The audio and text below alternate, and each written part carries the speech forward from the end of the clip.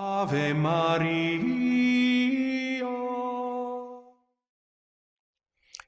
Elizabeth's time was fulfilled, that she should be delivered, and she brought forth a son. And her neighbors and kinfolk heard that the Lord had magnified his mercy towards her, and they rejoiced with her. And it came to pass on the 8th day that they came to circumcise the child, and they were going to call him by his father's name, Zechariah. And his mother answered and said, No, not so, but he shall be called John. And they said to her, There is none of your kindred that is called by this name.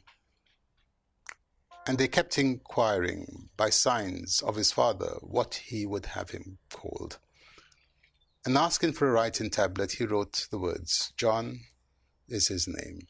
And they all marveled. And immediately his mouth was opened, and his tongue was loosed, and he began to speak, blessing God.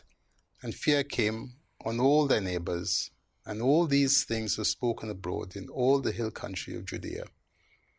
And all who heard them laid them up in their heart, saying, What then will this child be? For the hand of the Lord was with him.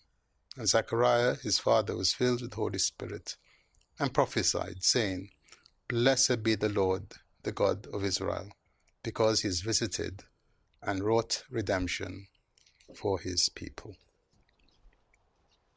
And so today the church celebrates the birthday of Saint John the Baptist.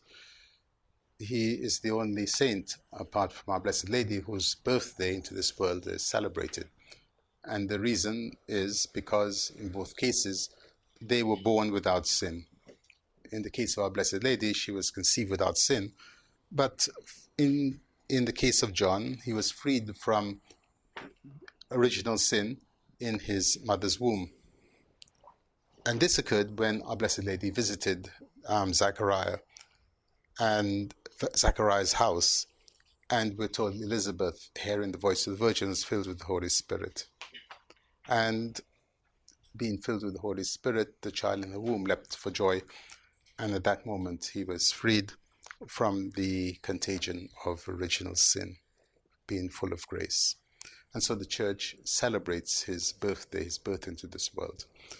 And we heard, as St. Luke records it, that Elizabeth's time was fulfilled. The time had come, she was to give birth.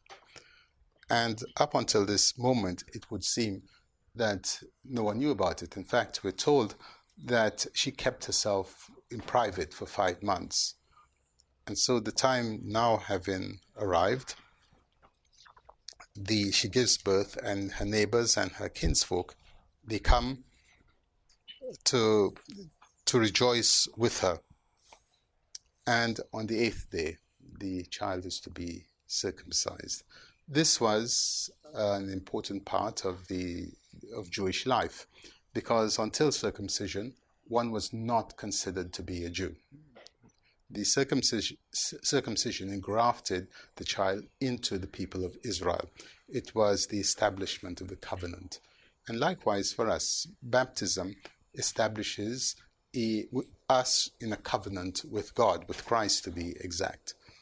And all that God wishes to do for his people can now be done according to the covenant. In the case of the Jews, circumcision; in case of us, baptism. Of course, once Christ had come, and once he had suffered and established his church, circumcision is no longer necessary. And this was part of the great struggle in the early church, where the Jews insisted the Gentiles had to be circumcised. And it was decided definitively at the Council of Jerusalem that not so. Baptism suffices. And so on the 8th day they came, and with the circumcision they were going to name the child, just as we name our children at baptism. In fact, in the older days, Catholics didn't celebrate birthdays. Rather, we celebrated our feast days. And the feast day was essentially the day in which we chose a saint to be our to be our patron. This is a reason, certainly here, where so many people have this, the same name on the same day. So today being the Feast of St. John, there are many who are called John, and because that is their feast day. And this was a common practice, but unfortunately no longer the case. And so they're going to name him John because the tradition was that you take the name of an ancestor, and the family object. They said, no one in your family has this name. And to make certain, they asked the father, who is deaf and dumb. We know this because they inquired of him using signs. If he could hear, they would have asked him. Evidently he couldn't hear, and therefore they had to make signs. And then he wrote the words, his name is John. And so we have then the agreement between the parents, and they had not communicated about it. How did Elizabeth know? Well, don't forget, she was filled with the Holy Spirit, and she prophesied by the Holy Spirit. And so the people marveled because they knew there wasn't this communication. And we're told immediately his mouth is opened, his tongue is loose, he begins to speak. And so now there's this definite miracle that occurs and confirms what had happened. And so fear falls on everyone, and they wonder, what is the destiny of this child? How is it going to affect us? But Zechariah, we're told, is now filled with the Holy Spirit. He no longer is unbelieving, but he's full of faith. And more than that, he begins his great hymn, the Benedictus, which the church recites at morning prayer every day of the week.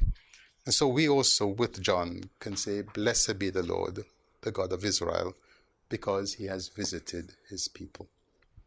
In the name of the Father, the Son, and the Holy Spirit. Santa Maria.